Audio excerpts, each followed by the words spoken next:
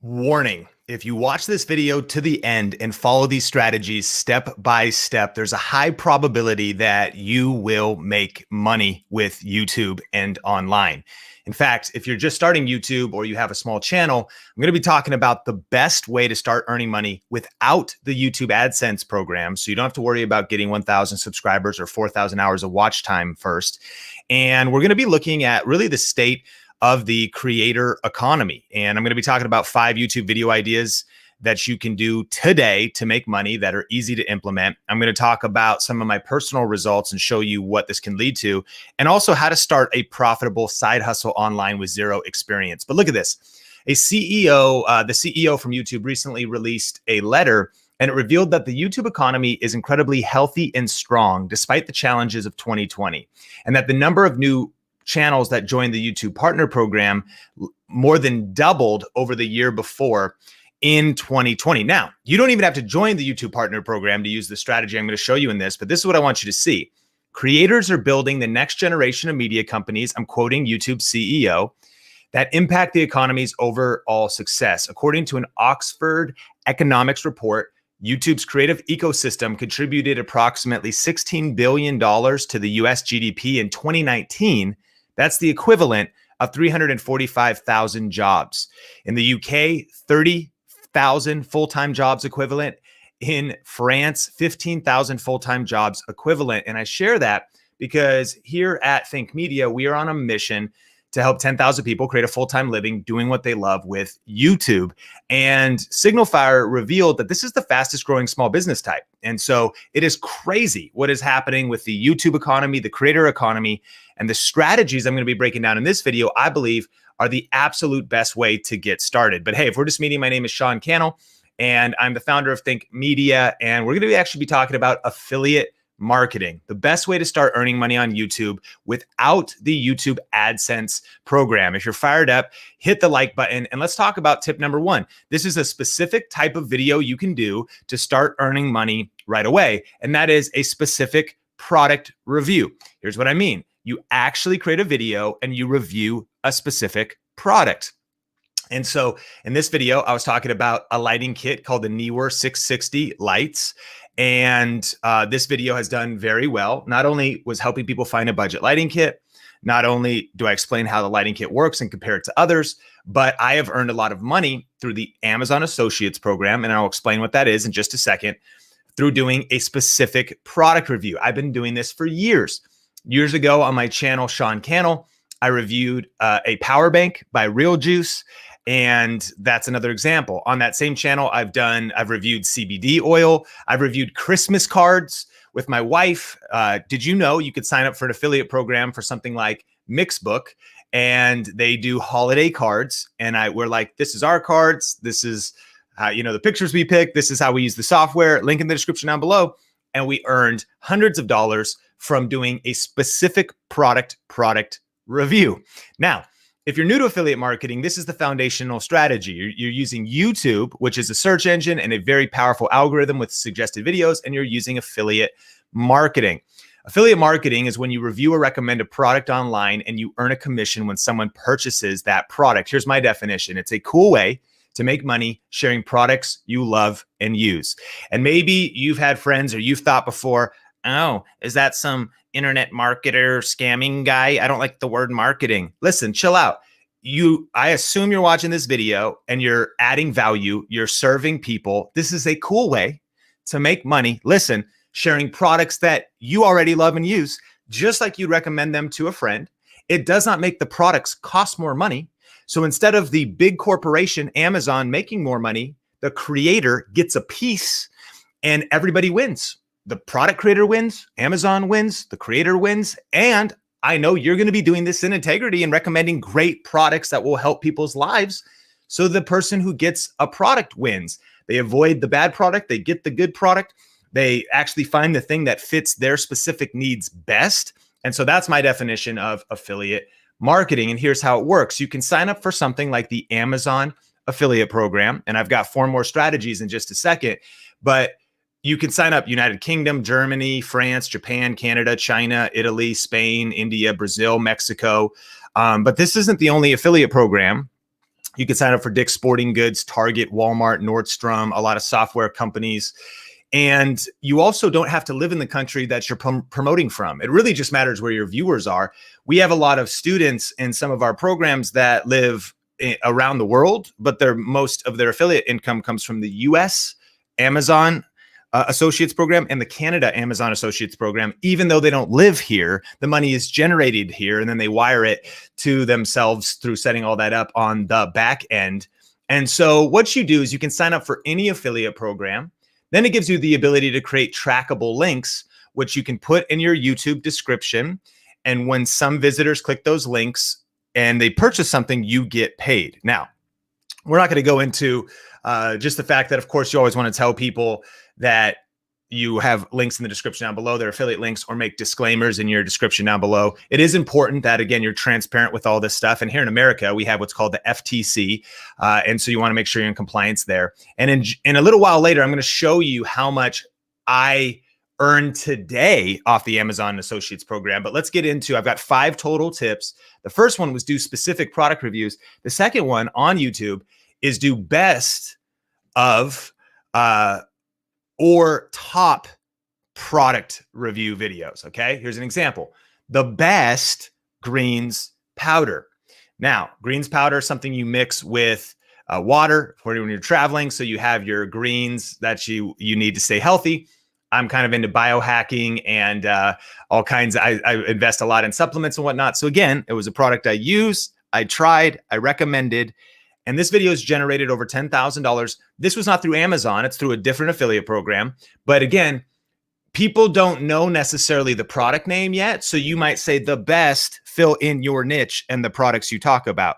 The best yoga mat for tall people, like whatever it is. And so best. Now, best could also, here's another example, best camera and equipment for YouTube beginners. Think about it. They're not searching for a specific product. They don't know about the Neewer 660 lights yet. The person is searching for a category. So it's the best camera or equipment for YouTube beginners. Here's another one, best self-improvement books. Not even just best books, but what's the specific category? So 4 years ago, I did best self-improvement books, 7 best self-help books.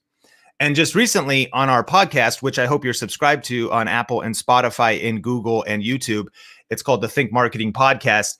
I did 5 must-read books if you want to grow on YouTube. The category was books you should read if you want to grow on YouTube. And in both cases, in the description, there is affiliate links to the books. This is the absolute best way to start making money on YouTube because you don't need to be approved for the AdSense program. You don't need to hit 4,000 hours of watch time. You can start doing this early on. Now, maybe not from absolutely day one, and I'll give you more information about when I think you should start later. But let's keep it rocking. Here's another example. Best or top 5 best strollers 2021, budget strollers, systems, and more. Best strollers 2020, Up a Baby. Come on, I'm a new dad. I got a 4-month-old, so this is the world that I've been living in. I now have my Thule jogging stroller, my favorite item that I own, so I can take my son out on runs, but let's keep it going. So we have, top or best. Now, here's the third category.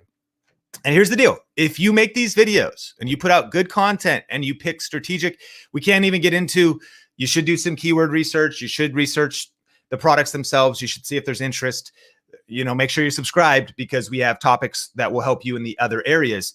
But when you do this right and you connect it rightly to affiliate marketing, this will make you money. And if you want to work from home and write your own checks and be your own boss, you can see how powerful this is, right? So tip number 3, versus videos.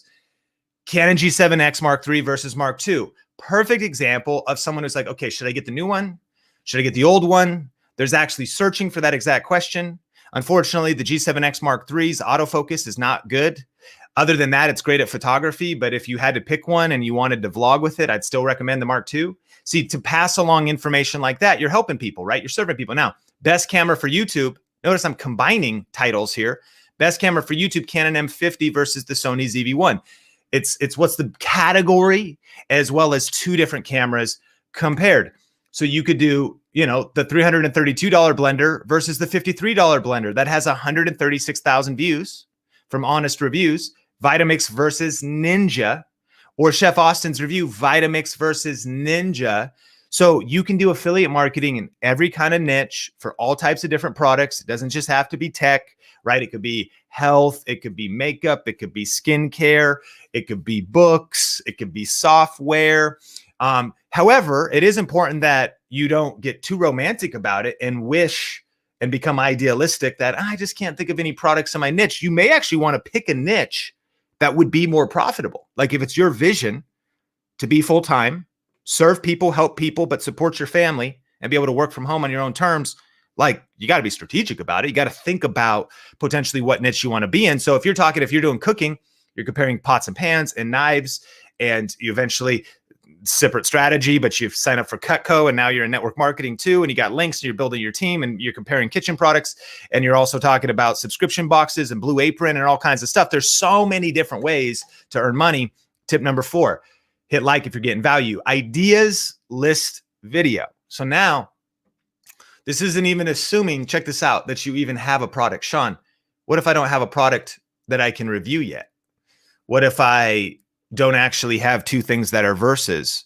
Did you know you can just share a list of ideas? You could even share a list of ideas and pull some B-roll, meaning some footage off of product trailers or some pictures off of websites showing the products that are the list of ideas. I've seen people do this with products that they do not own. So 8 years ago, I made a video called Gift Ideas for him. Okay. So it's not a review. It's not verses. It's not the top. I'm not even saying they're the best, just saying they're ideas. Like, do you need some gift ideas for the man in your life? And in this case, I just gathered some stuff from around the house, and I like some headphones and like a watch and some books and my GPS at the time out of my car. I was like, you could get him a GPS, you know, it doesn't have to be the GPS.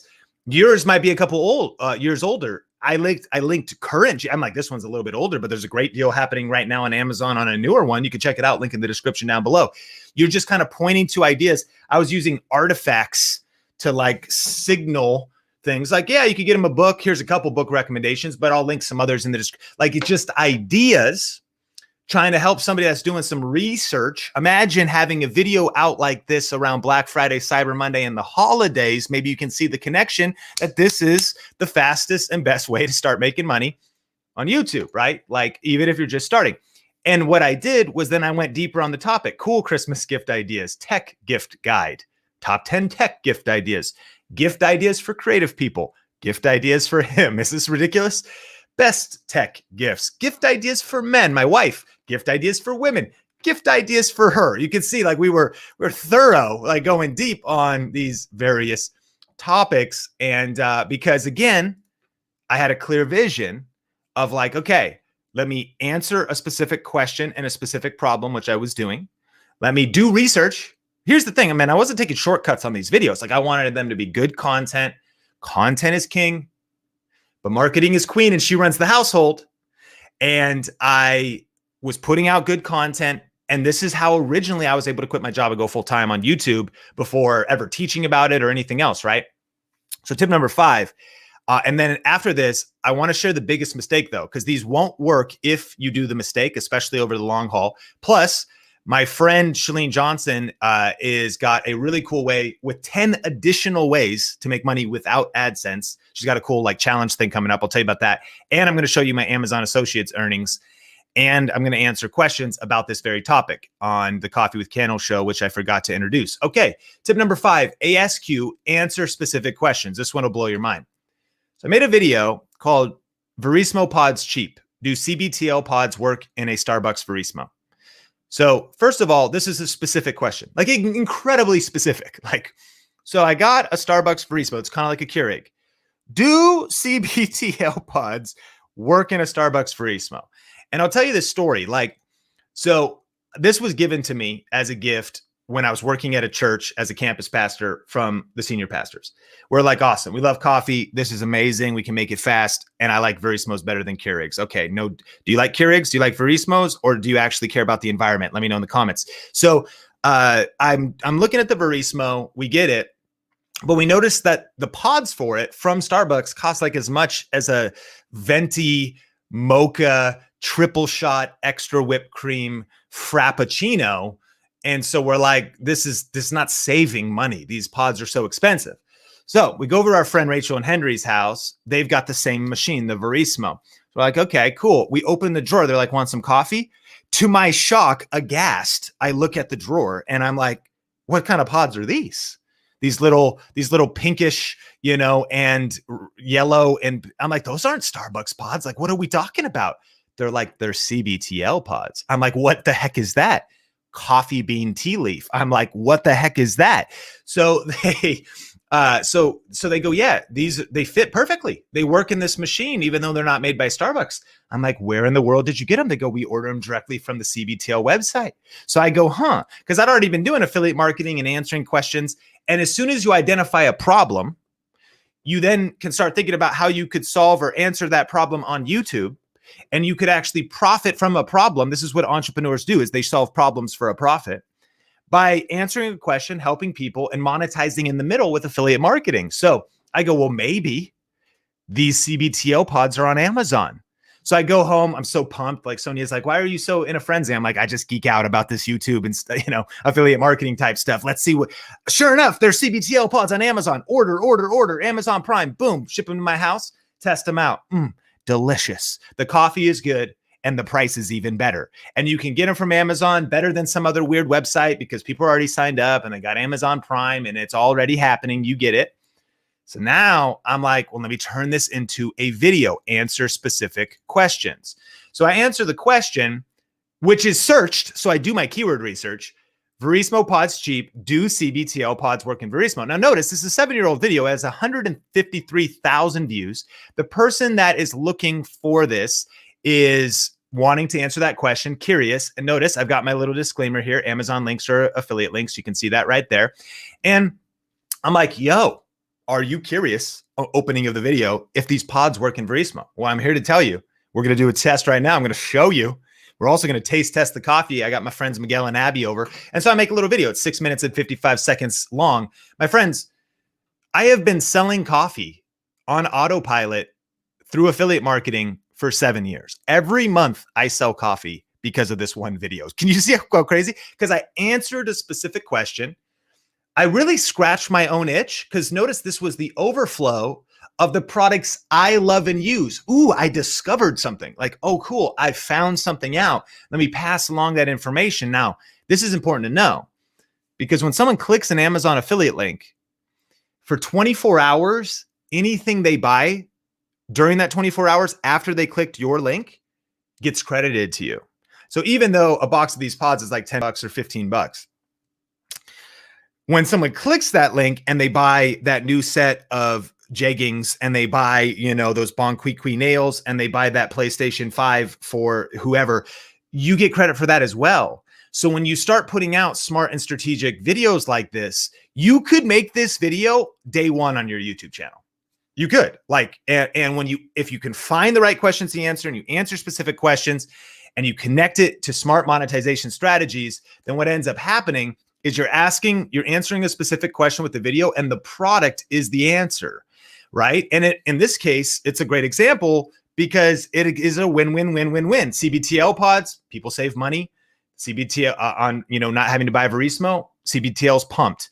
Amazon's making sales, they're pumped. The person who finds this out is like, I can save money. They're pumped. The end user gets more coffee options. And then I'm earning money in the process, helping support my son, helping support my family, and helping us live the life around, with a business built around our lifestyle where we really have freedom and financial freedom in the process. And listen, this is just one way to earn money on YouTube. So hit like. I've got some more stuff to share with you, but I did want to tell you about this because you got to think different if you want to get different results and potentially create a shorter path to revenue than even others are experiencing. All anyone ever talks about is YouTube AdSense. Like, I got to get monetized. I got to get 1,000 subs. Cool. Like, let's do it. I got to get 4,000 hours of watch. Like, okay. But there's other ways to do this if you think outside of the box. And one of the best people I know for ways to make money online and starting a side hustle and thinking outside of the box is my friend Chalene Johnson. So I just want to put this on your radar. She's got a 5-day free challenge. We've done a couple challenges before. Hers is different. It's a side hustle challenge. She's going to be talking about 10 ways to make money online. It's at idea-to-income.tips if you want to check it out. Link in the description down below.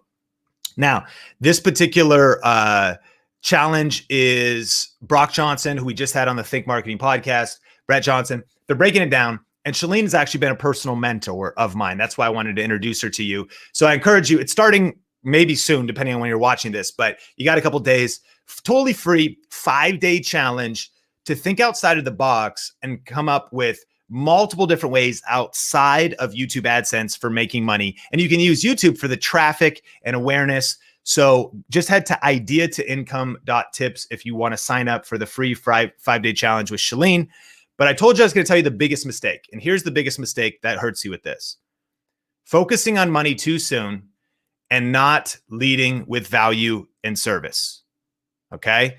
So listen, I know that I was like, you could start and you should start from the day one, which I think is fine if you find a video like the CBTL video I did, because it's very practical and connected to affiliate marketing. But what I've noticed, there's really kind of two things that really hurt people is they focus on money too soon. Like if you come right out the gate, just like, oh, how do I make the most money? How do I just find something? Like people can sense that. Like you have to lead, I believe, with value and service. We say influence comes first, income comes second. So you don't want to focus on money too soon. You got to lead with value. You got to lead with service. And I think that as you build up your influence, in answer to the specific question of how much views should I have? How big should my channel be to do affiliate marketing? I would recommend you should probably have 10 to 20 videos posted. Your channel's in a particular niche and you're getting around 200 views per video, just so there's a little bit of momentum when you start this. Now, if you really know the strategies, meaning you're making the right videos, like if you do the 5 videos I just taught you, and if you're somehow just joining the video right now, make sure to watch the replay. If you do the 5 videos I taught you, they will do well. Like if you can find a good product and do a versus video, or you can do a top list or a best list, and you do it about something that's maybe not been covered or hasn't been covered in the current year yet, you have a lot of opportunity to get the traffic and the momentum needed to get enough qualified Amazon sales. And there's so many other affiliate programs. So I just want to encourage you, avoid focusing on money too soon. I want you to know the strategy, but I think you should start without like, well, I'm not approved for an affiliate program yet. Post the videos anyways. Like get on YouTube, start adding value, start getting comfortable with making videos, punch fear in the face, punch perfectionism in the face, and press record. And I know I told you I'll share where this led for us. Now, of course, these results are not typical, and I'm not suggesting that anybody who follows this advice are going to get these results. And you might just get 0 results because I don't know if you're going to take action. But in January of 2021, I earned $30,392.19 off the Amazon Associates program. So if you're curious, like where could this scale to? Dude, that's some life-changing money. You know what I mean? Like that's that in 1 month. Now, because of doing the strategies I just showed you and doing them year after year, video after video, and perfecting really a system to get these results. I share this not just to flex, although I really understand that this is a flex, is that to show you that it's just real, that like if you keep working the strategies and you keep persisting and you keep doubling down on good content and you keep building trust and you make the right videos, like this isn't just, this can learn to, and we're a part of like 25 different affiliate programs. This is just Amazon. And this is just one of over 10 different income streams in the business.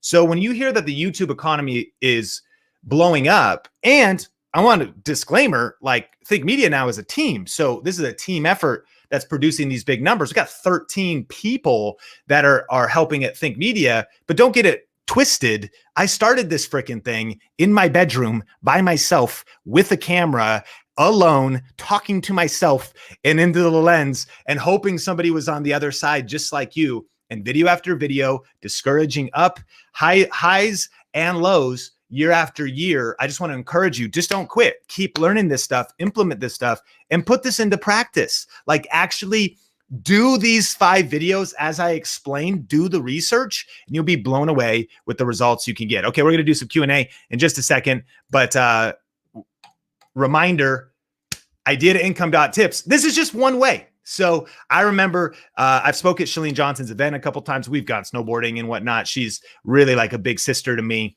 And I love her stuff. It's really helped us grow our business.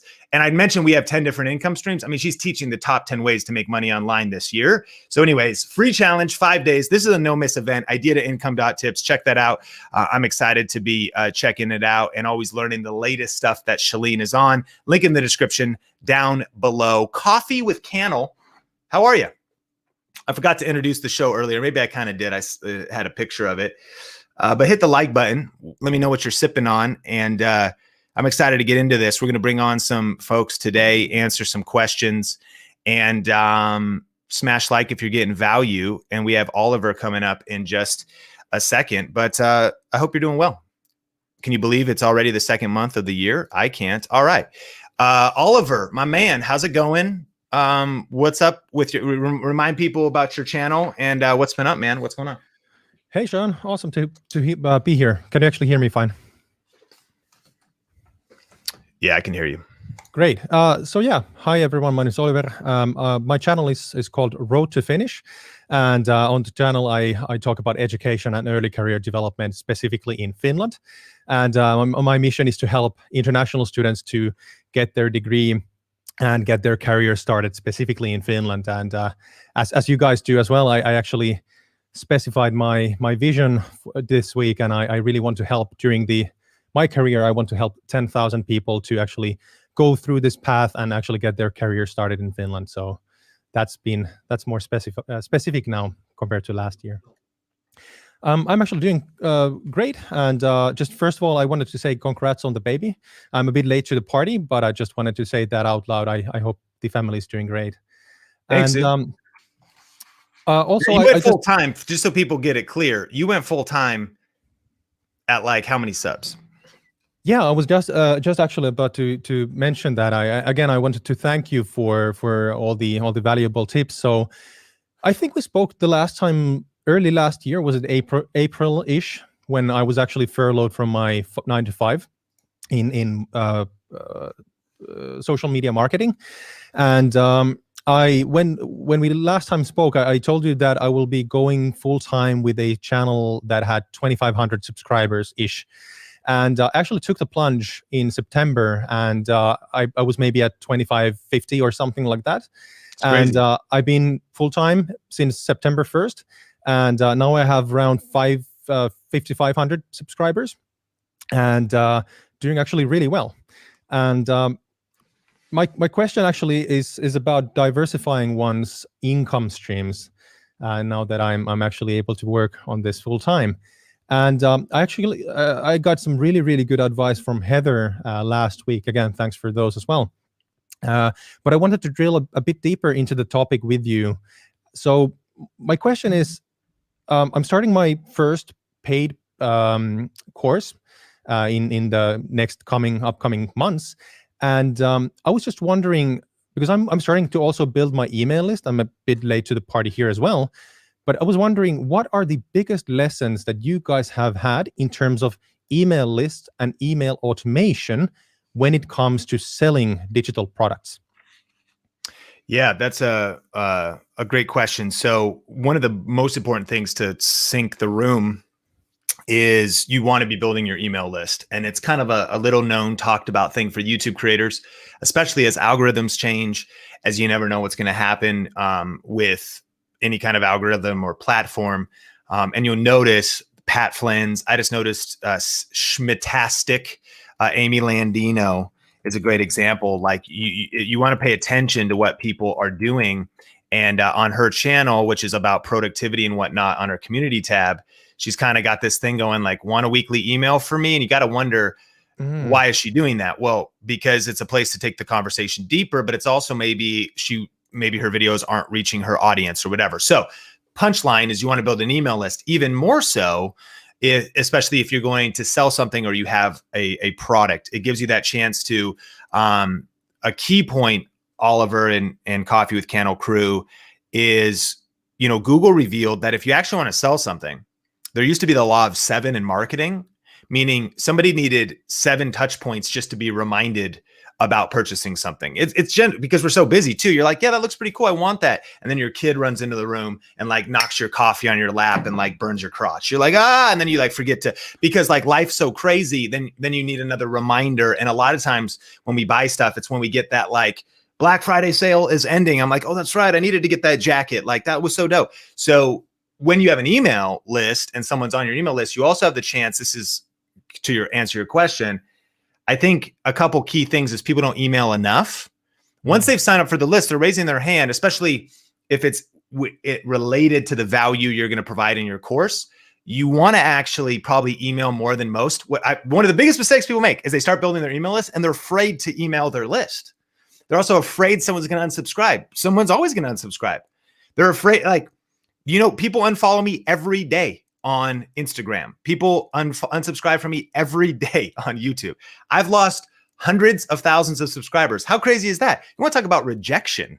Like I've been rejected by over 100,000 people on Think Media. Wow. That'll put you in counseling. So I think don't be afraid to email your list.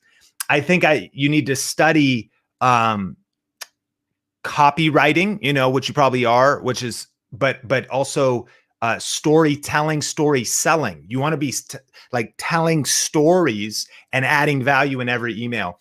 One of the keys to email marketing is that when someone sees an email from you, number one, maybe they know that there's going to be something for sale, but they know that whenever they see your name, your email, that they're going to get value on the other side.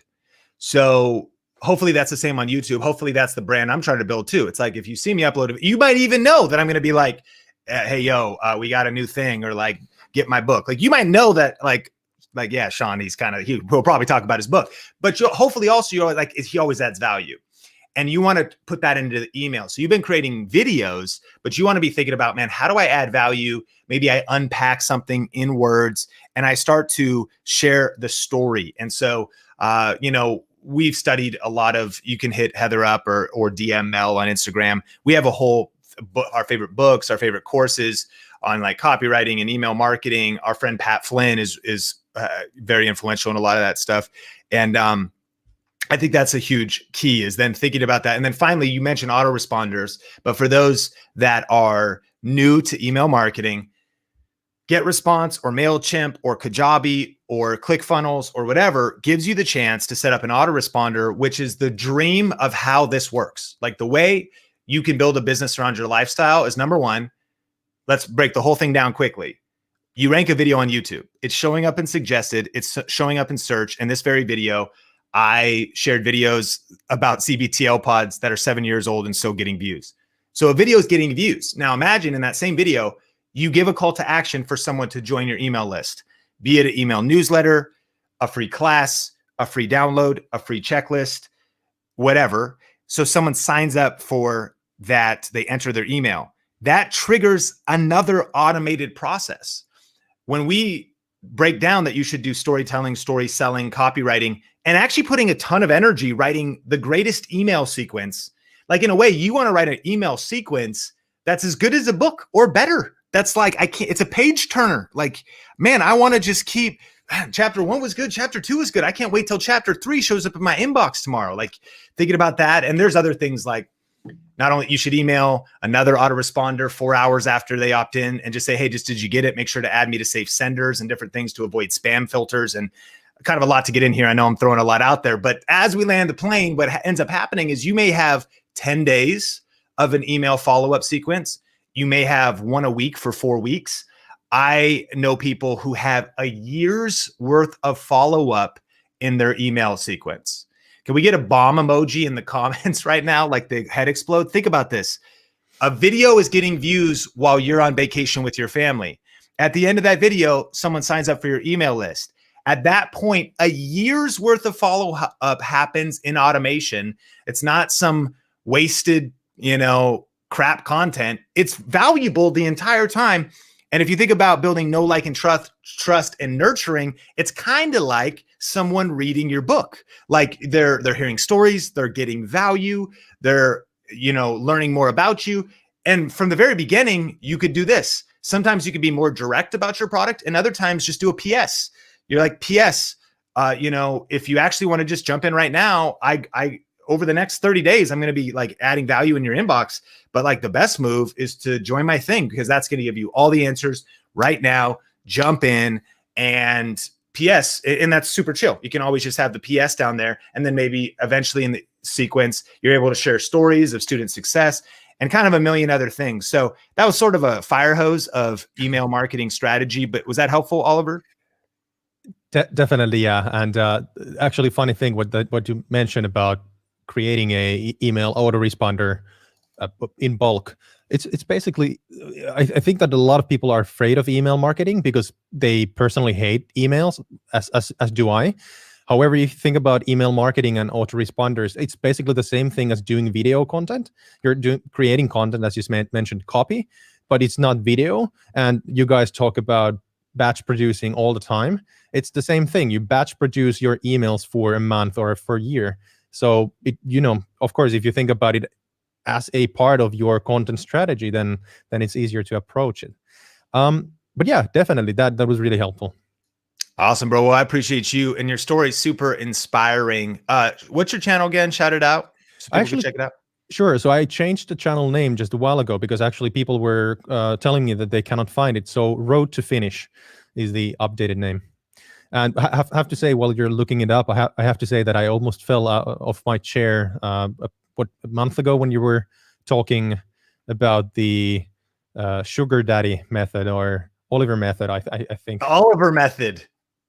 We got to post that one. Yeah, I was so pumped when someone else brought that up and we were talking about you. I mean, it's inspiring, man. I mean, the fact that you've been so entrepreneurial and creative, and you're proof of the YouTube economy of being, carving your own path, biz deving in your world, and to go full time at such a low subscriber amount. I don't know. Road to Finish. How do you spell it? Road to. So just Road to, and Finish. So finish, double N. If you can't find it, maybe YouTube hasn't indexed it yet. I changed the name 2 weeks ago. Oh yeah, it's still the old name, but okay, this is it, right? Yeah, that's it. Yeah. Yeah. Videos about higher education and early career development in Finland. 5,380 subscribers, but full time. We don't have time to get into all the methods and how, but it's the Oliver method. And Oliver, I'm so pumped you're on Coffee with Cannell. Check out his channel. And thanks so much for coming on the show, man. Thanks, Sean. Cheers. All right. We have Amy coming up in just a second. And I just want to say thanks for being here, friends. Smash like if you've been getting value. And if you got a question, I'll answer some questions in between. Put 4 question marks before and after your question. And we're going to get going here in a second. What does going full-time mean on YouTube? Can you elaborate, Jake? That's a great question because it's kind of a moving target. Here's what I would recommend. You have to define what full-time means for you. If you're single, 20, able to live on a friend's couch, pay him $300 a month in rent, full-time to you might be earning $1,000 a month for food, healthcare, a bus pass, and the $300 rent. So step one, how much money do you need to live on per month? And not to ball out like Jay-Z in a big pimping yacht with, okay. So, but like, what do you practically need to live? Because I think it's important to be practical before you scale beyond that. And sometimes it's smart to scale back your living so that you can actually build a bright future for yourself as you're being entrepreneurial. If you're bootstrapping, this side hustle, my wife and I, we continue to, but we've, especially in light of where we stay conservative, we stay lean and mean because we always want to be investing in our future. But what's that number? Just write that down. What's that number for you? Do you live in the middle of downtown Manhattan? You've got 15 kids. And so you need a pretty big apartment, condo down there. And so you need $25,000 a month just to pay your rent to keep those expensive 2 cars in the garage in the middle of New York City. It depends where you live, right? It depends on your dependents. It depends on et cetera. What's that number you need? Secondly, it's when YouTube or online income has now produced that dollar amount for you. So when you're in your side hustle season, you have some other primary source of income, a job, And that is what is paying your bills. For me, I waited tables at Red Robin. I've worked at a church full time as the director of communications. And my side hustle was YouTube. And whether I was earning $50 a month, 250 or 500, that was a side hustle. When I went into the solopreneur season, that was when my YouTube income met my needed monthly amount. What is your needed monthly amount of income? For us at the time, and living in Las Vegas with my wife and I, with our rent payment and with our other bills, we needed around $60,000 a year for both of us with health insurance. My wife has got some different things we've battled over the years. So we knew that was our target, 60 grand. And in January of 2016, I got a check for $4,500 from the Amazon Associates program and around $1,000 from the YouTube AdSense program. So full-time for me was actually towards the end of 2015. And by January of 2016, now, if you do the math on that, it's 60 grand a year from YouTube, not from having to go to a job and show up at a certain time. Now, there's kind of a high, because even the year before I was freelancing, and that's how some people do it. I was full-time off of YouTube, and I had clients, 3 different clients, and one paid me $2,000 and the other paid me $2,000 and one paid me $1,000. So that's how I earned the 60K that year. But full-time on YouTube, I would just say is that you're able to more or less, work from home, work on your own terms, and pay your bills, whatever that number is for you. And it's probably different for everybody. And then finally, there's the side hustle season. There's the solopreneur season where it was just me and my wife, and we had enough money to pay our bills. But then there's the scale season. And let me know, what season are you in? Are you in the side hustle season with YouTube? Are you in the solopreneur season? Or are you in the scale season? Scale is where you're making more than enough. And also scale, I believe, is that eventually you start reinvesting in your business. So at those times, now I was hiring Omar El Takori as a contractor back then. And we had people like Jay. And in those early days, I met Heather, and we were working together on building our next thing, which was actually our online course and coaching program called Video Ranking Academy. And so we were going through the steps of scaling and scaling other people on, and then even having more than enough. There's something about hitting just enough, more than enough, which you could save, invest, or waste, or you could also reinvest it in your business, which has always been our strategy, hiring other people, getting better, faster computers, cameras, going further faster. I think that's your smart bet. The best investment you can ever make, I actually think, is in your own business. It's better than Dogecoin or Bitcoin, although the crypto people here disagree with me, because you can control your efforts and try to scale your business so it can produce even more. That was a long answer to what I think full-time means. But when we say full-time freedom, and that's our mission, to help 10,000 people reach full-time freedom, doing what they love while making a difference in the world with YouTube and online video. For some, they love helping a particular kind of person. They love selling stuff in their Etsy shop. They love still baking and actually selling cookies in a local thing, but also talking about that on YouTube and making online income. For some, they're doing brand deals. For some, they're doing affiliate marketing. For some, it is a lot of AdSense. Others have created online courses. My friends, there's so many paths. And that's also why I definitely recommend going to idea-to-income.tips, because probably my friend Chalene Johnson and Brett Johnson and Brock Johnson's challenge is probably the shortest path. They're going to break down the 10 different ways to reach full-time faster, because the slow route is definitely YouTube ads if that's the only thing that you focus on. So much for rapid fire questions. But if you want to learn a little bit more about that, that's at idea-to-income.tips. And we're going to have Amy on the Coffee with Cannell show. Amy, tell me about your channel. Cheers, keep calm and drink coffee. And what do you do on YouTube? Good morning from Hawaii, where it's cool and rainy, not tropical and sunny right now.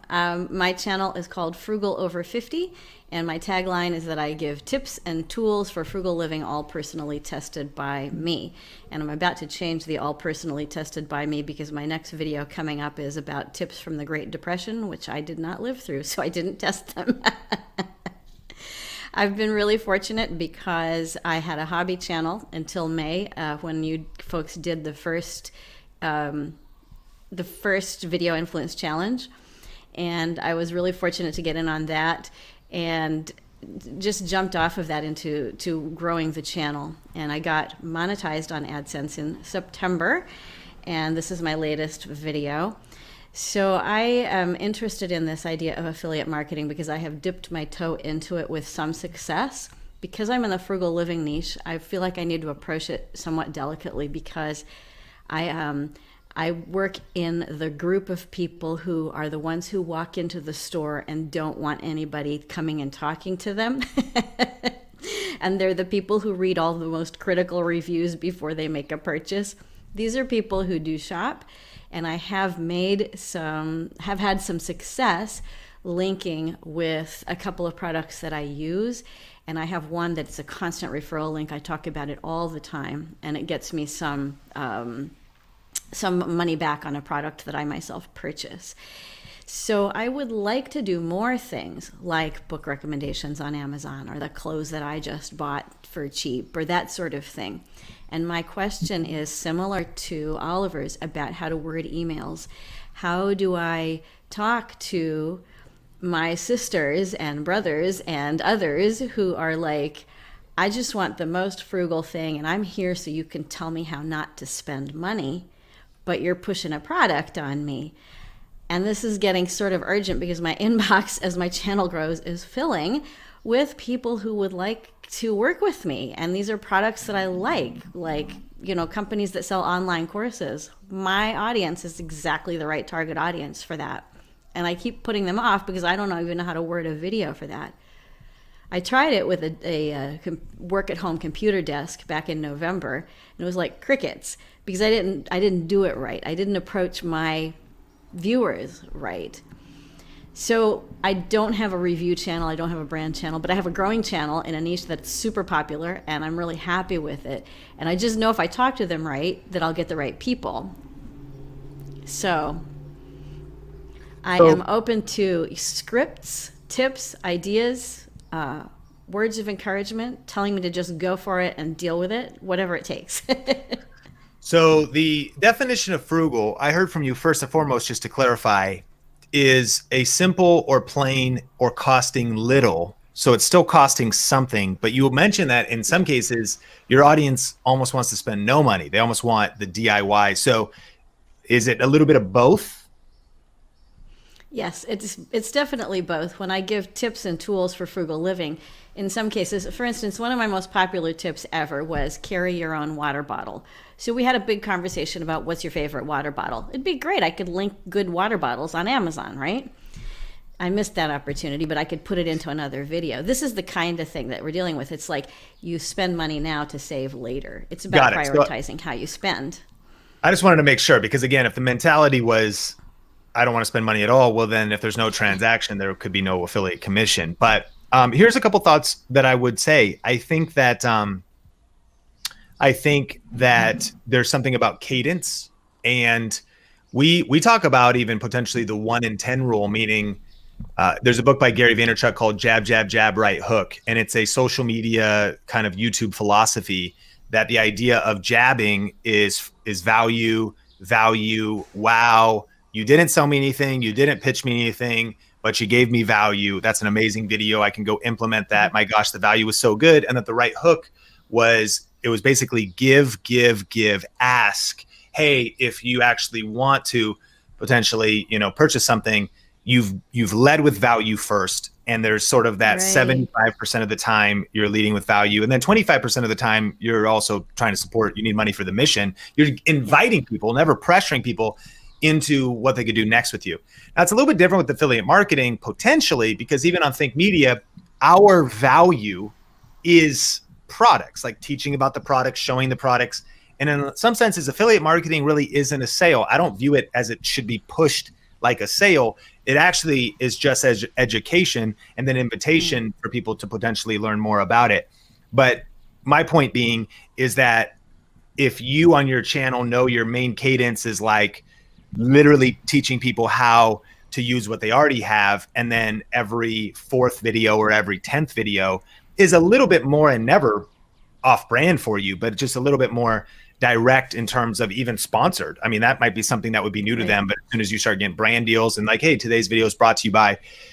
So I think number one, cadence. Number two, I think it's interesting to think about Ratukin or Honey and those like website plugins. I think a lot of times those people do brand deals, but there could be affiliate links, and those scour the internet for coupon codes and help you find, the best price. It almost could be a video that's like, tips for online shopping. And I'm the coupon code guy. I'm always like, insert brand name coupon code.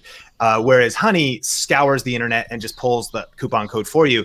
So the video can maybe have 3 tips on coupon codes, and it can be brought to you by Honey. And maybe you biz dev and work out a brand deal with them, or there's an affiliate link to sign up for them.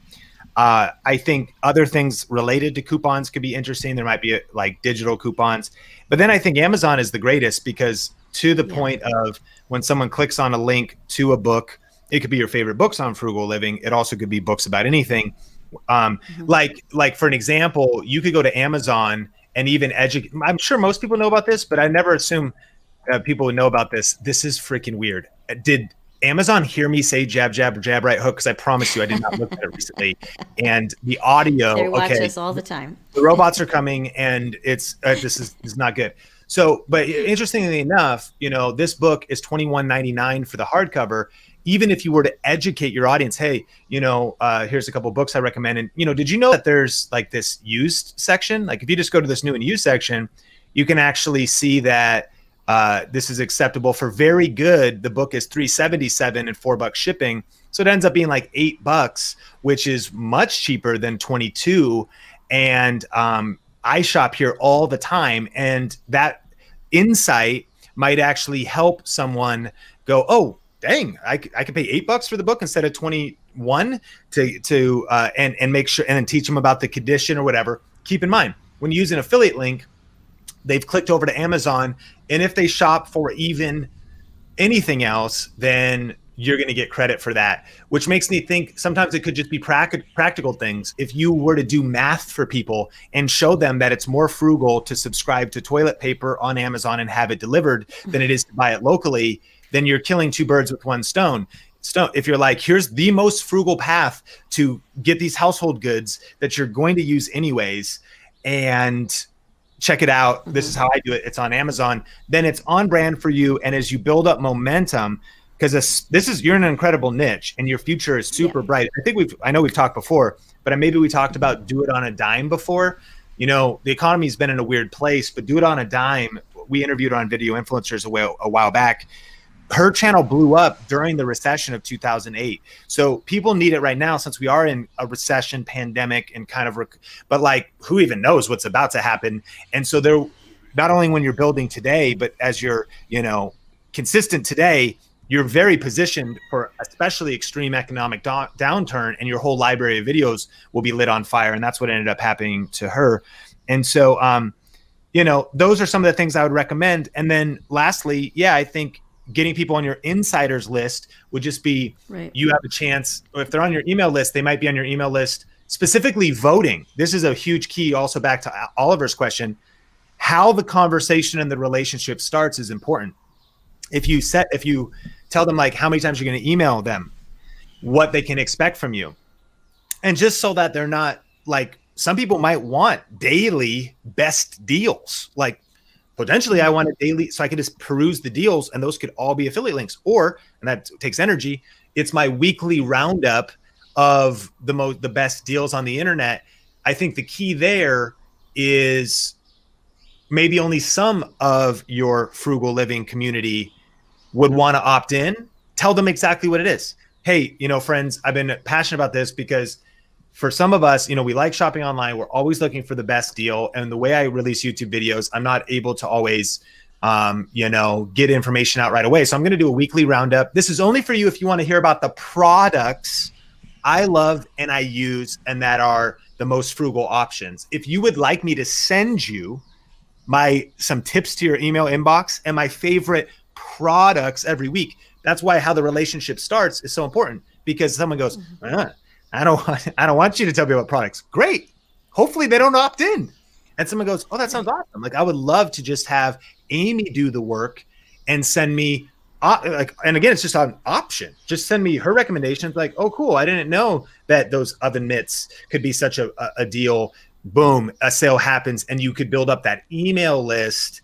And yeah, that's how I would talk to them. Always transparent, set expectations, invite people into, what it is. And just today, someone asked on our GVM video, they said, what about the Elgato key light? And I wrote like a paragraph. I delivered, I just broke it all down. And I was like, well, the key light Air has a base, so I'd skip on that one. The main key light does go to the desk, but it's $200. And I said on Amazon, if you use the coupon, the GVM light I just talked about is $30 off. It's $109. You could buy two for the price of one Elgato key light. And the Elgato key light does have kind of better software, and it works with the Stream Deck, but the app for the GVMs are great, and the build quality of the lights is about the exact same. So I think it's a no-brainer. The GVM is the better buy. Here's the link. I put a little asterisk, affiliate link. So I'm adding real value in the comments on Fit Media, disclaiming that it's an affiliate link, being completely transparent. And then the reply, I already got a reply. That video came out today. And the person was like, thanks so much. It's a very detailed answer. And in a way, that's not necessarily frugal because it's still a $109 light, but you get it. No, but it is. It's because you're looking at the best value for what you want to get. Yeah.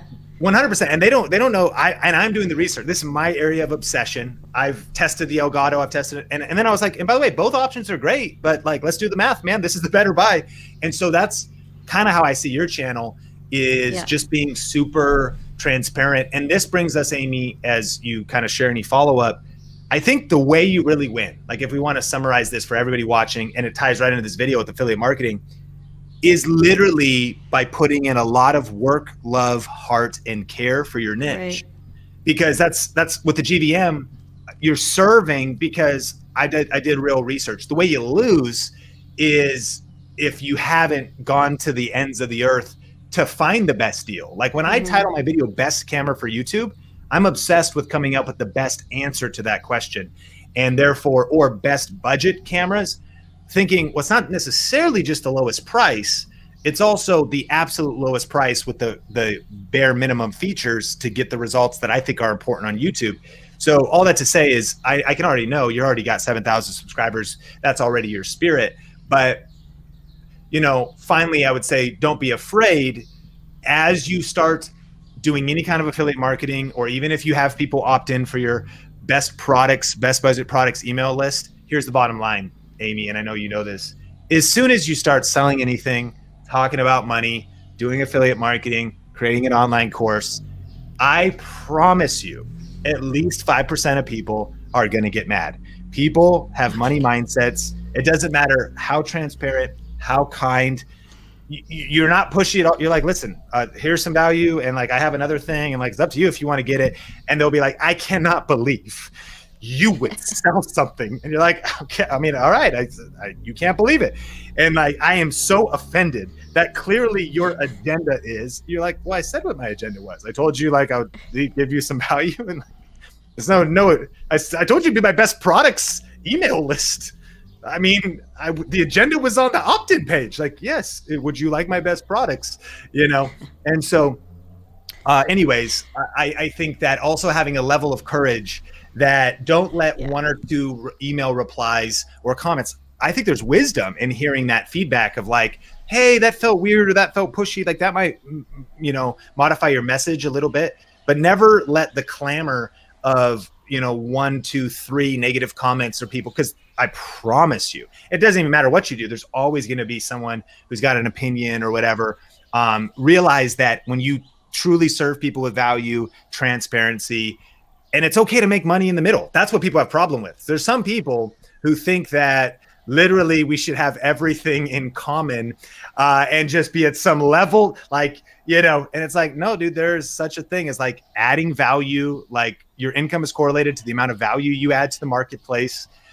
It's okay to support your family and pay your bills. And never and ethically serve people with products and answers to questions. Small businesses, entrepreneurs, valuable YouTube channels solve problems for a profit, and that's okay. Not everybody agrees with that. So as soon as everybody watching, if you want to have the courage to do this full time, you have to be willing to know that 5 to 10% of people are always going to have an opinion about what you're doing, and you have to press through that anyway. When you know your heart's in the right place, your mission's in the right place, when it's not that you're not open to feedback, but you know that you're serving the majority of people and you're staying on your grind and you're in integrity with what's in your heart, then just be bold about it and step into another level of monetization.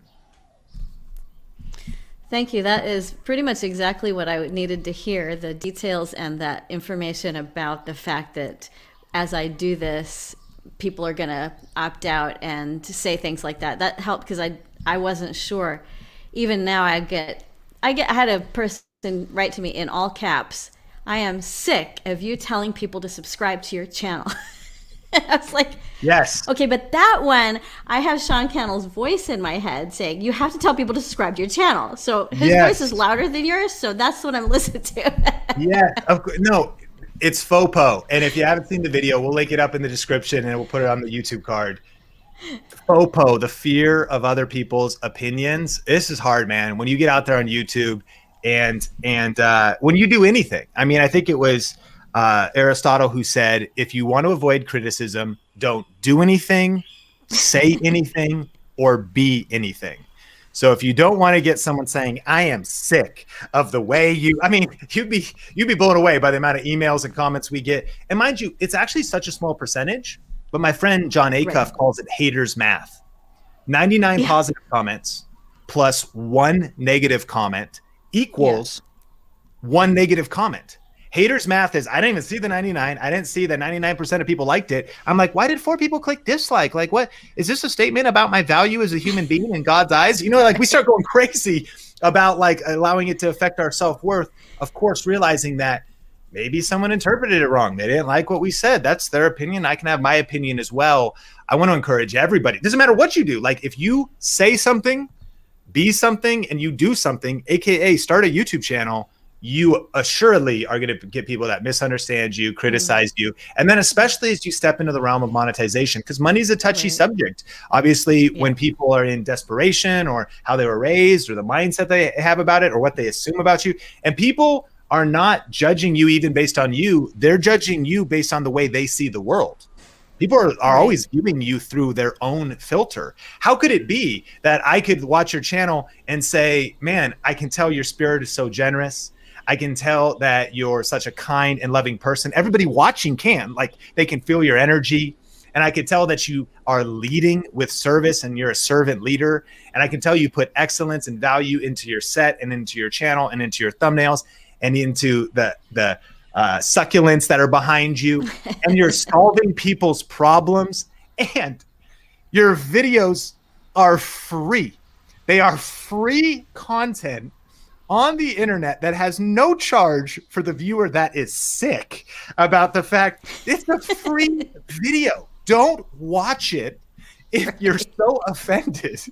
Like, don't even leave a comment, just move on. The comments that are mostly negative and hypercritical and come from that place say a lot more about the person giving the comment than somebody else. Because to be fair, people that are in a healthy place are perceiving the world correctly. And they're like, Amy's amazing. Yeah, she has like an email newsletter where she recommends products and she makes money off that. And in the next 5 years, you'll make a lot of money off that because as you have 10,000 subs, 25,000 subscribers on that email list, 100,000 subscribers on that email list, you can have a multiple six-figure business helping people with frugality, and that will offend people. It shouldn't, because you've worked your butt off, you've led with value, you've been transparent the whole way. Have you been perfect? Of course not. And no critic in your comments has ever been perfect themselves. Interesting that they can cast the first stone when, like, if you were to turn the mirror back on them, it'd be a whole nother issue. But a lot of times, their small YouTube channel and their insecurity is being projected onto you. So I want to just inject boldness into you to say that kind of comes with the territory, but like when you're in the right place, and I hope that in Think Media and Think Marketing, Coffee with Cannell, typically we kind of connect with and attract purpose-driven people values-driven people, people who are servant leaders, who lead with love, and definitely want to make a great living in the process, but they just understand the priorities of all of that. And so you got to be courageous, Amy, and bold, that as you grow, there's thousands you're called to reach and help. And there's going to be a few that misunderstand you, that can't really, get on board with that. And you got to be okay with that in the process, because at the end of the day, this frugal living information for people over 50 is critical. It's a very important mission. And there's always, going to be opposition. I think it was Albert Einstein who said, the greats will always face violent opposition from mediocre minds. Those who are pushing for dreams, pushing for greatness, that have a big dream, that are really serving and leading people, those with mediocre minds will oppose you. And it's not trying to be critical, but hey, blame Albert Einstein. But, at the end of the day, you got to be on mission. And so I hope that kind of ejects. Is that helpful a little bit? Yes, everything about what you said is really speaking to what I needed to hear. And I thank you for the detailed information about how to proceed within each video and with an email list strategy that might work really well. And also just the specific bit of information that as I make this next step, that I'm going to gain people and I'm also going to lose people, and that's okay. That's super, super important for me to hear, and I didn't even realize it until you said that. So I really appreciate it, and thank you so much for your time, and thank you for everything. I appreciate you, Amy. You are awesome. Thanks so much for coming on with Coffee with Cannell.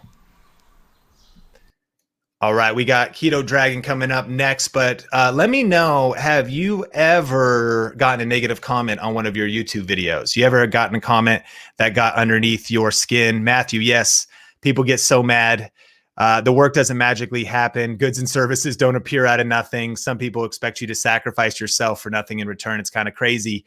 Matthew definitely knows it. Matthew has been just an incredible individual. He came to our event Growth Video Live when we could do things and meet in person years ago. And that was when Matthew and I first met in person. He's been a part of our Video Reiki Academy for a while. And he's got an awesome channel that helps people create music with the MPC and all kinds of stuff. And it's just been so inspiring to see Matthew just be bold. But as you step out, I mean, people are going to criticize everything, man. I don't like the way you touch the buttons on the MPC. I don't like the way there's cords under your desk. Your cords should be clear. I don't like your hair. Why is your beard gray? Why the other day, I can't remember. They said somebody called me like Benjamin Button. They were like, you look young in your face, but your hair look old. Like, because of the gray hair. I was like, thanks. That's encouraging. I mean, you put yourself out on YouTube, you're getting information that's like, it just could be personal. You know what I mean? You get personalized. The pastor at our church, Jabin, said this: the funny thing about encouragement is that when you encourage somebody, you usually just say, great job. Oh, awesome. Smash like. Someone puts out a good video. You put like a fire emoji, right? You're like, that was dope. And encouragement is usually general. But the problem with criticism is that it's usually specific. So the reason criticism hurts us so bad is they criticize the specific thing about the video. Oh, at 1 minute and 23 seconds, you said an HDMI output when it was actually an input. Why are you so dumb? And you're like, okay, dude, I'm sorry I said the wrong input output of the HDMI, but it's a good point, because for some reason the critic absolutely hones in on that exact detail, and the person encouraging is like, bomb emoji, dog. So you're like, cool, but it's not as specific. And the lesson and the takeaway is we actually need more encouragement that's much more specific. What if we encouraged others with the same level of specificity that others criticize? Just a thought. Little nugget from City Light Church, which is our church here in Vegas. Matt, how dare you not speak perfectly? Exactly. If I don't have the perfect chinny chin hair done right, and I have not perfectly articulated the bit rate of the M6 Mark II and the sensor size of 1 inch, 0.2215 inches, then I am not worth love from other people. Right? Just too funny. Okay. Listen, we're going to My man, How you tell doing? me about your channel and where you're coming to us from. Oh, I'm coming. I'm your neighbor. I'm here in Vegas. Right, glad it's finally warming up a little bit. But no, my channel is about the keto lifestyle. A couple of years ago, I was 350 pounds, down 100 pounds. Feel better than I've ever felt before. I'm able to play with and take care of my kids. Amazing. So it's definitely something that I am very passionate about. And as you can see, I am a very new channel. I love it. Well, that's awesome. And congrats on that progress. That's amazing. And congrats on your vision, or I just love your vision for family and for getting healthy. That's super inspiring. What's your question today? How can I help? Well, so I'm definitely nowhere close to being monetized yet. Even with affiliate marketing, I think I'm still a little too early. I do have an associate account, and I throw things out there, but that's definitely not my focus. My focus, like you've said in many of the VRA videos, is to build my influence, right? So I have joined several of the keto Facebook groups. I'm really active in those. I've created my own keto Facebook group. I'm in the process of building my website. I'm also a web designer and a graphic artist, so that stuff's pretty easy for me. But my question kind of comes from Discord. I don't know if you're familiar with Discord, but it's primarily for gamers. But I have used it very successfully to help organize conversations for a number of different types of organizations, right? And I was thinking of creating a Keto Dragon Discord server and actually calling that out to my viewers and calling it out to different places out there in the community to try to really organize and better build my influence through just building a community around what I'm doing. I'm in the process of writing a book about my own particular strategies on doing keto that I'm planning on selling at some point or another. But I've kind of gotten mixed feedback about whether or not I should call out to, say, a Discord channel in my videos, because that might be taking away from some of my engagement. There we go. That's the word. The engagement from my YouTube channel itself.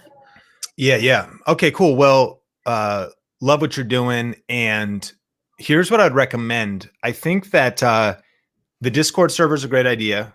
The book is a great idea. But I think, really winning online is about doing not just the right things, but the right steps in the right order. Okay. And I want you doubling down more on YouTube while we're in the process. And, specifically, things are going great. I mean, you grew 37 subscribers in the last month. So that's epic. You're hitting a video a week. You got 528 views. You're very early on with only 6 videos posted. But I would love to see some cover art, maybe level up your avatar and level up your thumbnails a little bit, and then keep pumping out quality videos. And here's the step-by-step series to do it. First of all, over on Think Media now, we have a video that is 1 minute longer than Toy Story, right? It is but that Nolan did on how to set up your channel, build a cover, make thumbnails and whatnot. And it's the how to start and set up a new YouTube channel. Toy Story is 1 hour and 21 minutes long. This video is 1 hour and 22 minutes long. So you could either hang out with Woody and Buzz Lightyear, or you can hang out with Nolan Molt on the Think Media team. Woody might be more entertaining, but Nolan Molt's going to help you make more money and grow your channel faster. So this, you can skip around. There's time codes in the video. And so you can skip to the certain particular things in regards to adding tags. You probably have a lot of that stuff, adding chapters, but how to make an end cards for YouTube, how to add a subscribe button watermark. So I would like to see some of those details leveled up on the channel. And then I also really want you focusing on thumbnails. So if you go to Think Media thumbnails, This particular video right here, this is a good one that Heather did. She uses Canva, but the other one I like, I think Nolan did a video, and I'm not sure if that's, we put out a lot of videos. We have this channel art. Oh yeah, the channel art one. So that's a part of the longer video, but get that channel art up there, and very easy to do with Canva. He breaks that down, and then maybe there isn't a thumbnail, but he's about to do a thumbnail series. So watch Heather's video on thumbnails. Some of those tweaks would be huge, and then pumping out more videos. I think writing the book is great. The sooner you have a buy button, AKA your book, the better for monetization. But just to take a page from maybe what we learned with YouTube Secrets, we actually focused all on YouTube for 2 years. The book actually ended up taking a little bit longer, but our strat, like from the beginning, we knew we wanted to do YouTube for 2 years, at least a video a week, focusing on the best content possible and building an email list, mind you, because we figured anyone who signed up for the email list, and by the way, 2021, a Discord server is kind of like an email list. Like an email list could be a Discord server, a Slack channel. It could be a text message. You know, if you use something like Community to build up text message phone numbers. I'm not suggesting anybody listening to this do some of those other methods. Email is still probably one of the best. But what you're trying to build is a group of super fans, those that are more interested, so that the day your book comes out, or whatever comes out, your product, your online course, your t-shirts, your merch, you're like, hey, y'all, those who care at a deeper level, send email, post Discord post. So it's always good to diversify and build audiences other places. But in my opinion, I would maybe even for the next 8 videos for 2 months, focus on like making your channel beautiful, leveling up the channel, focusing on great videos, just to kind of put like some discipline around the phases. And if you're watching this, I want to challenge you to do the same, is to think about, okay, what are my next 5 to 10 moves? Eventually I want to start that email list, build that online course, write that book. But if that's move 7, 9, and 10, what are your next 1, 2, 3 moves? Make sure you're consistent. And you've been consistent on the videos, but like really get the YouTube channel going. Maybe say even a target. I want to get to 1,000 subscribers. And then once I get to 1,000 subscribers, I want to start the Discord server. So you actually on paper plan out not just the moves, but the timing of the moves and which one should happen first, second, and third. And to me, that's really where the leverage is, because what can happen is you start the Discord server, which is a good thing, but good is the enemy of the great. And now there's so much vibe happening in there that you go in there every day and you are helping people and creating intimate relationships, but they have so many needs and questions. And you are like, okay, well, I spent all morning doing the Discord server. I'm kind of behind on my YouTube videos. Makes sense? So what ends up happening is now you're already spreading your energy too thin when you're only like 6, 8 videos in, right? And so to me, to get the momentum on YouTube, it's really say, okay, my next move is to watch the Think Media, particularly thumbnail, cover art, optimize channel, build some playlists, think about my next series. And you're in VRA, so you have like the fast track, really, go deep in VRA. And discipline myself, and then say, cool, like it could wait. You should start the Discord server. Start it in May 1st. And as like a kind of like a reward and a next step. And you like, no, okay, I'm going to start that there. And what I want to have happen by then is I'm going to get this goal done, that goal done, and this goal done. And then you're like, I got a special announcement. I'm excited. Then you invite the 1,600 subscribers that are now there, the 2,300 subscribers now there, into the next thing. And you've systematized and you feel a little bit more comfortable with your content calendar, and you've dialed some things in. And then there's even more momentum on the Discord server. Just to summarize, is that what ends up happening when we're in like a side hustle season and we're growing our YouTube channel, it is very difficult to be writing a book with some of our energy and maintaining a Discord server and engaging with people. And then some people here are on Clubhouse and they just wasted 25 hours on Clubhouse this week. And then, over here, we're trying to be consistent on our YouTube channel. And then meanwhile, we're trying to also take care of our health and be with our family. Dude, our energy is split in too many directions. It's spread way too thin. So what can we say no to today, not no to forever, so that we could say it's about family and I'm going to crush this YouTube channel and only study content that's going to help me crush this YouTube channel and get some momentum going here. And then once I feel a little bit more comfortable, just like keto, once I'm like, I got a little bit of momentum, I'm going a little bit faster now, I've hit a target. Now it's affecting every area of my life. Man, the momentum of the YouTube channel is even going to help when I get to that Discord season. Is that helpful? Absolutely. Pretty much exactly what I needed to hear. Awesome. Well, cool, man. Hey, I appreciate you, and I really love what you're doing. And thank you so much for coming on Coffee with Cannell today. Thank you. Coffee with Cannell, smash the like button if you're here and you've been getting value. Adrian says, dig in the scruff. Thank you. My wife, Sonia, said, keep the scruff. But I cleaned it up today a little bit. Oh, shaved under here, shaved right here. You didn't ask, but, bring it in. Should I keep it? Question of the day. Keep the scruff or shave the scruff? That is the question. Hey, today's Coffee with Cannell is brought to you by idea-to-income.tips. If you are looking for 10 of the best ways to make money online in 2021, my friend Chalene Johnson, she's been a business mentor, family friend. She's like my big sister now. Known each other for about 5 years, and her and her husband are like business mentors to my wife and I and our team. Her and her son Brock lives up in Seattle, snowboard friend, and we snowboard, but that's not the point. The point is she is a ninja on social media, and specifically how to make money in a lot of creative ways. She's not going to be talking about AdSense. She's going to be talking about 10 different ways to make money online this year. Here's the powerful thing about this challenge. It's a free 5-day challenge that she's doing. She doesn't really talk about YouTube. You're here for YouTube. I'm going to help you with YouTube, right? And so when you use YouTube as your Death Star of traffic, okay, what the heck was that? Then 2 other ways of making money online, it becomes a match made in heaven, really. So anyways, info in the description down about that. It starts in a few days from now, and I told her I'd shout it out because she's one of the most legit, best trainers, coaches. She's built and sold multiple 7-figure businesses. And she's a fitness celebrity. It's kind of weird because some people they go, Chalene Johnson? I do Turbo Kick. I do Pyo. I do Turbo Jam. I work out with her in my living room. Anybody know Chalene Johnson? You ever heard of it? Yeah. Anyways, idea-to-income.tips. Check that out. And you'll love that. Okay. So listen, smash like. We have a super chat, super sticker, Real Life Genius. Thank you so much for the super chat. Appreciate the love. The vote on the beard is keep it. The once a month beard.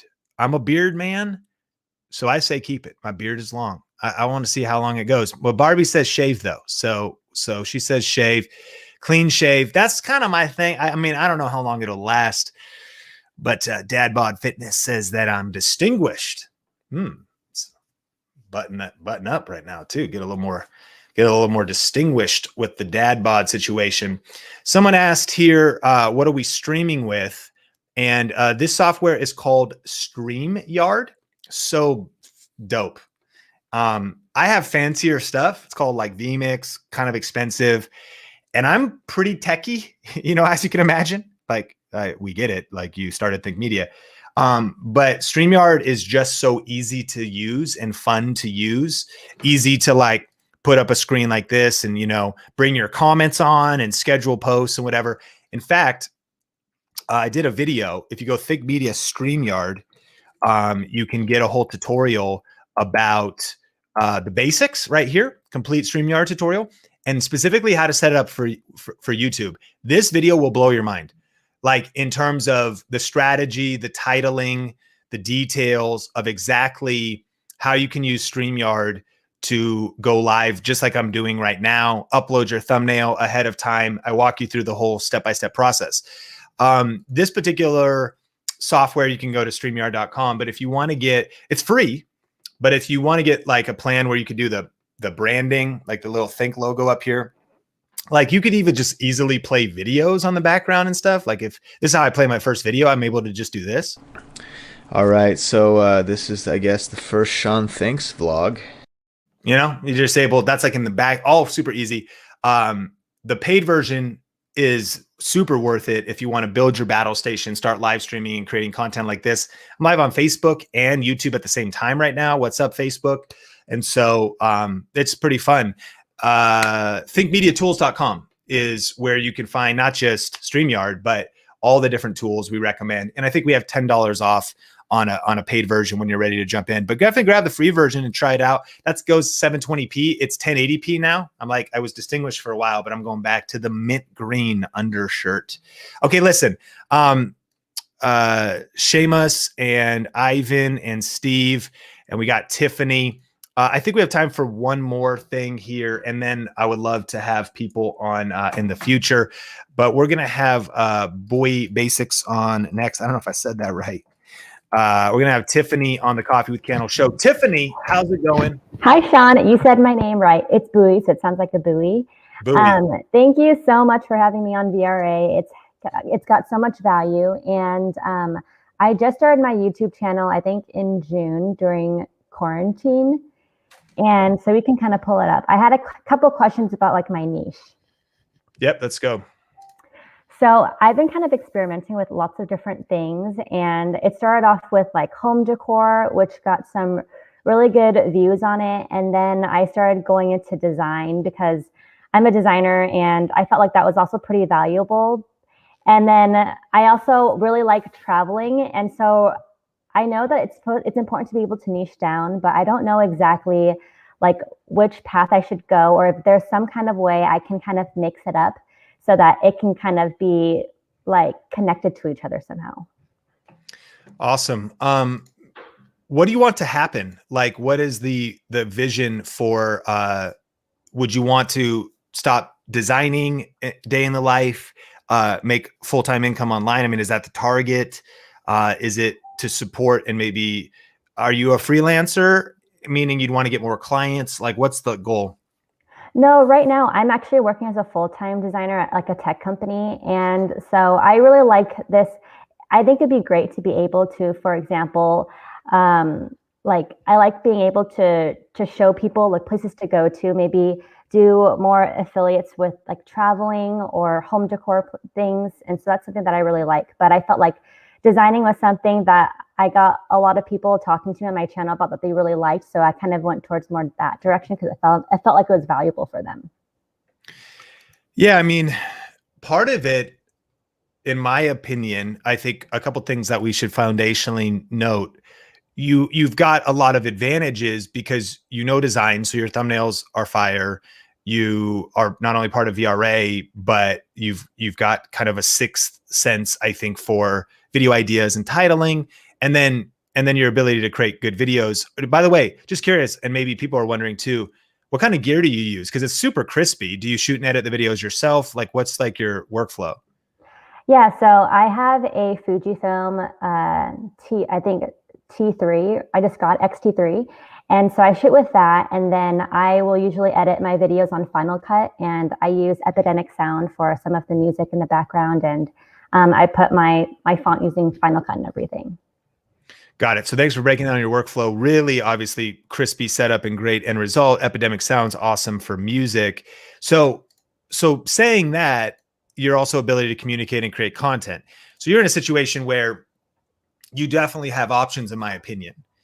Yeah, too many options. and I think at the one, I think it is okay for you to experiment, because at your stage in your channel, eventually you can kind of pick a direction and go with it. I think you just started some of the new design videos and people said they liked it, but like Success Leaves Clues and your best stuff is your apartment tour, apartment hunting, DIY, home decor type stuff, even working from home, and even like custom signs, so home decor and things like that. But at the end of the day, it's a matter of focus and trying to be as personally clear about what is your desired end result. And just to expand it to everybody listening, that's a huge thing to have clarity on. I mean, we are able to reverse engineer what it is we want to build. And when you build a personal brand, or you build a brand on YouTube, what you become known for is what you talk about, what you repeat a lot, the types of videos you create, and then eventually the types of videos that break out.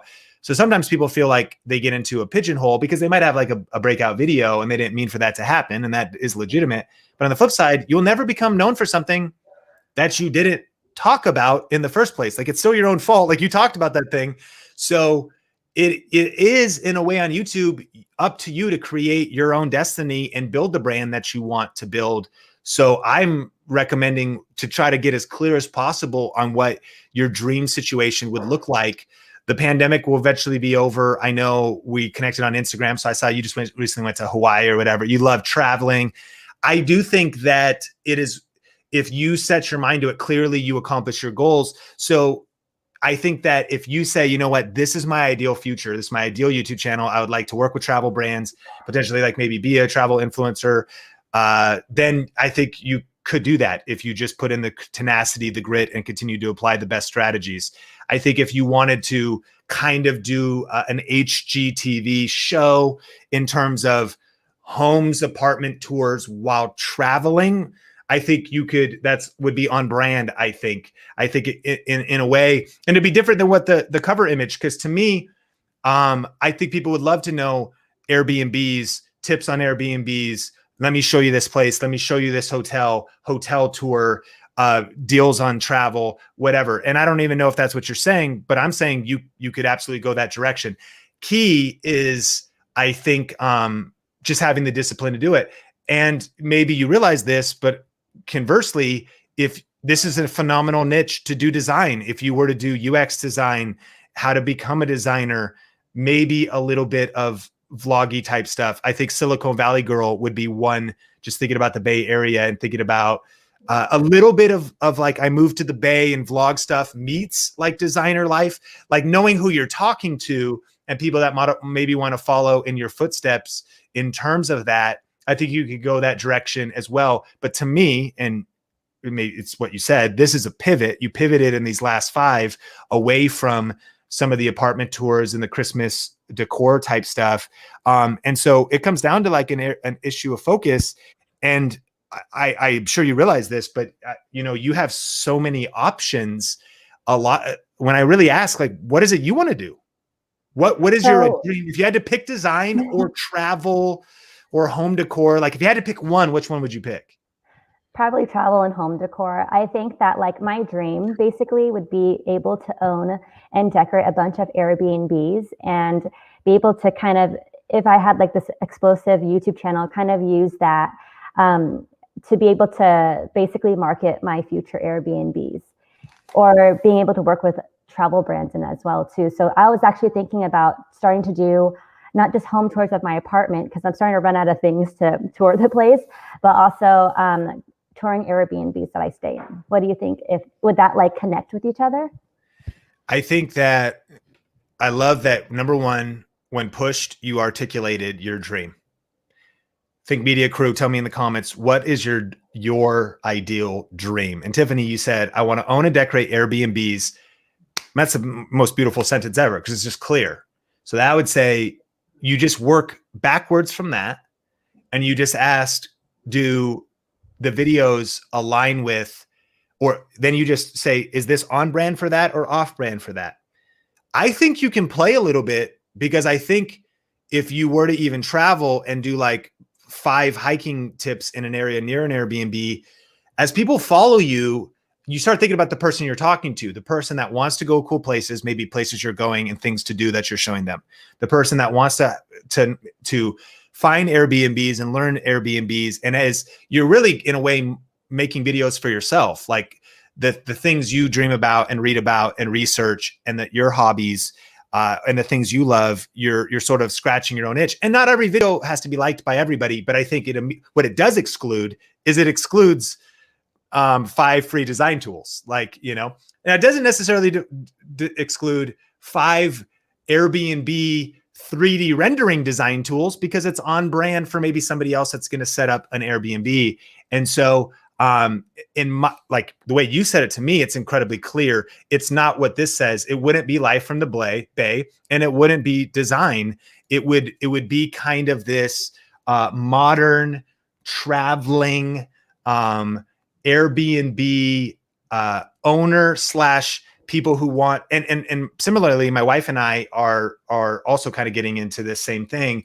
And so all of a sudden it opened up all these needs, best decor ideas, themes, how to save on decor, tax write-offs for Airbnbs, and how does that all work? And so in addition to what you just said, could I document my journey? I think yes. And I think I might even think about having a 1 day a week show. And I know you also do the vlogs where of course you're weaving in your personality and people are getting to know you and they learn your journey and you're documenting that. But I also think there's a whole list of videos you could do that are like 5 things you should know when starting an Airbnb, 10 tax advantages that Airbnbs didn't, and then that, like, as far as growth, things get super interesting.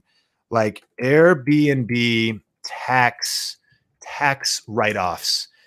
Like, let's just see, 7,000 views here, 3,000, 126,000. No, I take it back. It's 126 views. But nevertheless, 18,000 views.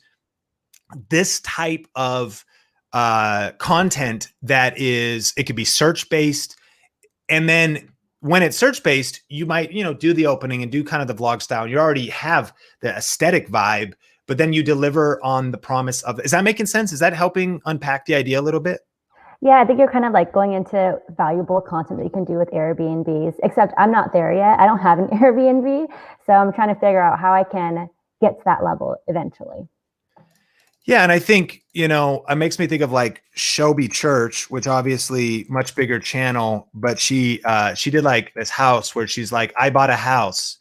Why I didn't buy in Los Angeles. So I think, in my opinion, when you buy your first one, documenting that, lessons that I learned. And to me, this is about catching vision for the journey, because you know how much hard work success takes. You've had to put in so much hard work to get where you are at this very moment in your career. So the 5-year vision from now, 5 years from now, you've added one Airbnb to the portfolio per year. People have grown with you on the journey. People have grown with Think Media on the journey. They're like, bro, I remember when you were at 38,000 subscribers, man, it's been crazy to see. So like, it's all brick by brick, but I think, and I think there's some experimenting along the way. Yes. By the way, like this is how you start thinking out of the box. If you haven't done it yet, meaning you're not a results expert yet in regards to Airbnbs, then you collaborate with others and you do an interview show. Like you do a video podcast once a week on your channel. You maybe even because of course you can do Zoom easy and pandemic, but like you also in the Bay Area, and when you travel, you could do more stylistic in-person types of things. And not only that, growth hacks a lot of things. When you do a show like that, you build relationships, you get insider knowledge. You don't only get to ask experts the questions and get that intimate time with them, but the 20 minutes before and after the interview, you're getting even other things. You're getting deals brought your way. A lot of serendipity happens. Your network and your world is expanding. But in the meantime, how do you be an expert today if you don't have the results yet? You bring experts onto your show, you platform them, but you platform them through all of the design and all the style that you have. So that's just another option. But I think the key that I love that we got clear on here is that if you know that like, I want to own and decorate Airbnbs, that is like, and that 5 years from now, I'm going to have 5 units all rocking and I'm going to go on this journey. And videos, they could be about the best coffee maker for an apartment or an Airbnb. Like that's still on brand, because eventually someday when we set up our Airbnb that we're doing in Seattle in the next year, we'll have a Keurig in there for people, like whatever. So like it could be a very specific product, or it could be something about decor. I think some of those things still fit within the reason someone would subscribe. That's up to you to keep honing it in. But man, it's so powerful to get a clear vision of what your end destination is, because now you just can work backwards from that, experiment along the way, try different content formats. By the way, if you start an interview show, like you don't have to, sometimes we think we start something and we have to commit to it for the rest of our lives. You could just do like a 10-part series. You're like, hey guys, I've decided I wanted to find 10 people who I could learn about Airbnbs from. And you put it all in a playlist and you start it and you stop it. And it's a limited series and it's on your YouTube channel. And that brings serendipity and it brings people into your world. And you start something, you stop, I'm the type of person that's like, if we start it today, my son better take over this video podcast. Like not everything has to be forever, but you could experiment on the journey, all reverse engineering back from I want to own and decorate Airbnbs. Got it. Thank you so much. This honestly was super helpful, actually. I needed to kind of just talk it out, and then I figured out what I really wanted to do. I love it, Tiffany. Hey, I'm so pumped you're part of our community. And I'm excited for the next 5 years and next 10 years because Heather Torres too is where she's reading books on like how to buy real estate with no money and all kind of, Airbnbs and traveling. My friend Brock Johnson was sharing, he was just sharing tips, who's on the Idea to Income Tips Challenge, right? He was sharing, him and his wife are just getting Airbnbs and they say what they look for. They talked about the pros of being in an Airbnb instead of a hotel. And this was on Instagram Stories, which is his main platform. But he was like, board games, more pet friendly, usually more of a diverse experience, kitschy, cool places. And I remember like it leaped off the screen when he put certain topics out like that. So I do think there's so many unique things you can do once you let your brain just kind of go with video ideas that can be on brand.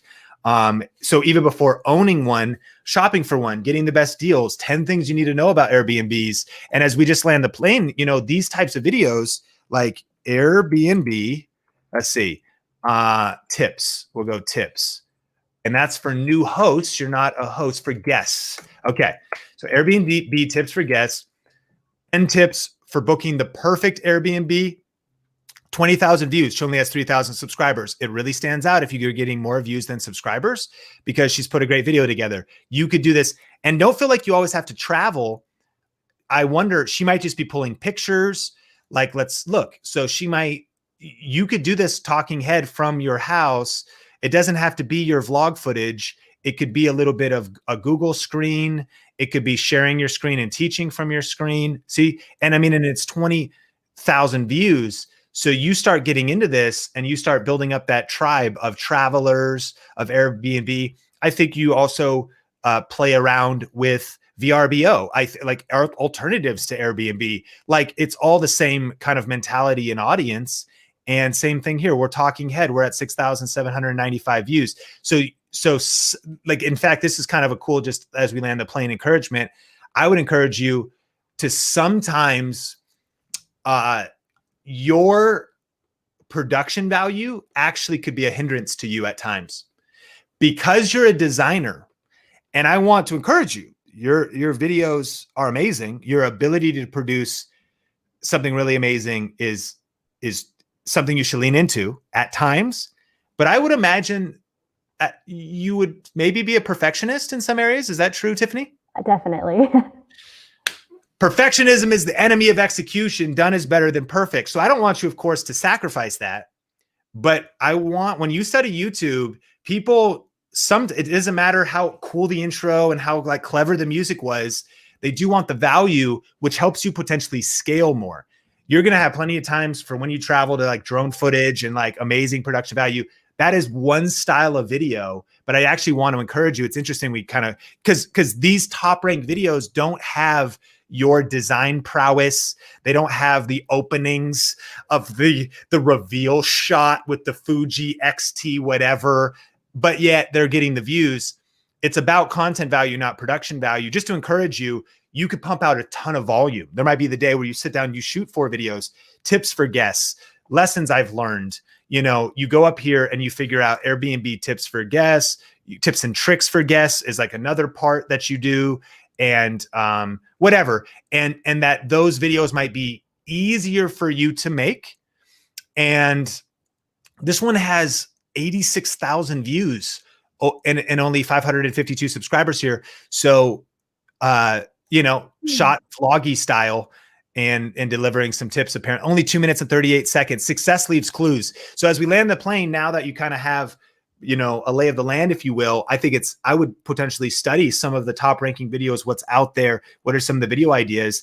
And while I do want to encourage you to, of course, be yourself, deliver your design skills and your videography skills, but sometimes be willing to strip down that production value for speed, because that's going to help you grow faster. It's still going to deliver deliver value to your audience, and help you get those subscribers. And just a little thought. Is that helpful?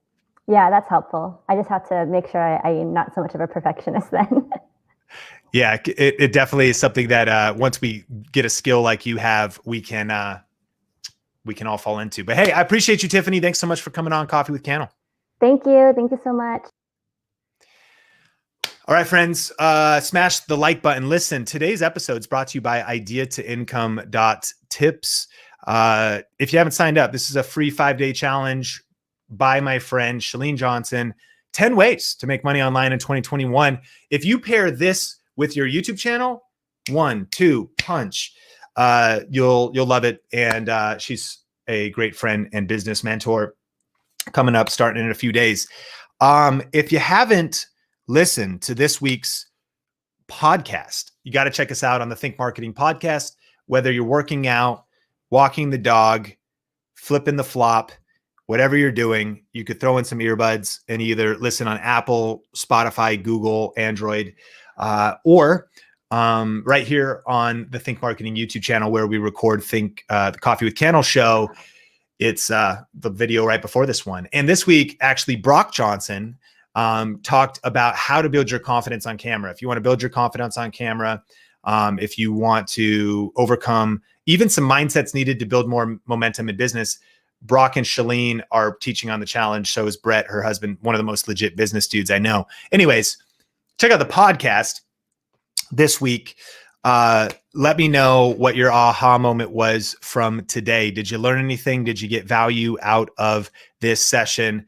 Barbie got the flip and the flop value. I'm glad that I could be here to help you flip the flop, dip the dog, clip the clap, and smack the hap. Okay. Sometimes you got to flip the flop. Matthew's right. I mean, he's not wrong. And truer words have never been said before. So links in the description down below. If you want to connect with any of the things, you can check the comments out. The new Think Marketing podcast, how to be more confident on video, 4 tips for beginners. Really good. I think that will be an episode that you love. I'm grateful for you. Thankful to be here today on Coffee with Cannell.